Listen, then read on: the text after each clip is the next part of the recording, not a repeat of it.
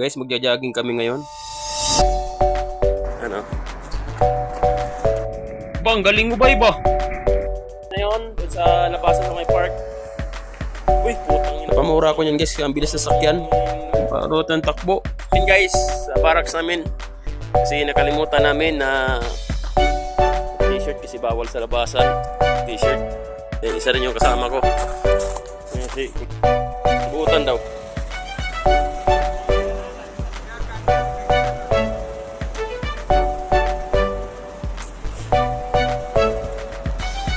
Kumari lang yung jogging pero bakla yan. Isang kami dito, meron.